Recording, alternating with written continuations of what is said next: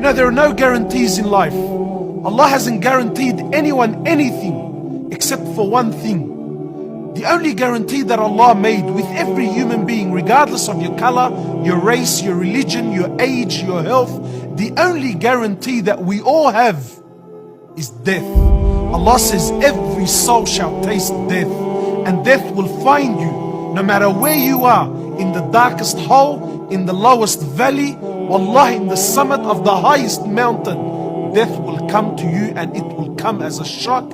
It will come unannounced. You know, Ali bin Abi Talib radiallahu ta'ala anhu, he says people are asleep. We're asleep, my brothers.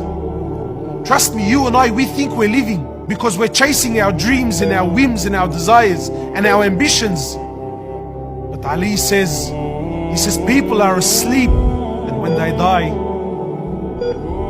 they wake up. But only when we wake up, it's too late, bro.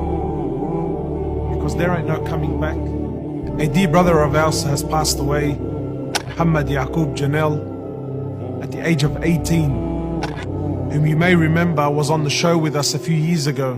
How does it feel to connect to MR.Diallo? It's an unexplainable love where you feel this connection, where if you ask for something, you don't guarantee you're gonna get it, but 90% of the time you think it's gonna be accepted, your dua. At the age of 18, and there was nothing wrong with him. He was perfectly healthy, not a worry, not a care in the world, his whole life ahead of him. He went to sleep and didn't wake up in the morning. I remember meeting him the first time. He must have been about 12 years old. We were at a fundraising dinner, and he was sitting there on the dinner table, and he pledged $5,000 that night. And I remember looking at him, and we sort of had a bit of a joke, and I said, "Where did you get $5,000 from?" You know, and he looked at me with this, Allah, with so much heart and so much iman in his eyes. He said to me, "You don't worry about where I got my $5,000 from." But I remember he pledged it, and he paid it.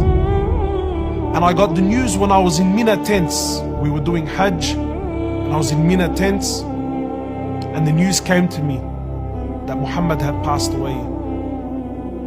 Wallah, and I remember the bitter feeling that I got, the bitterness. I was so upset, not just upset, but I was so bothered that such is this world that you can never enjoy anything fully, because the reality of death is always there. And the Prophet ﷺ, he says, increase much the remembrance of death.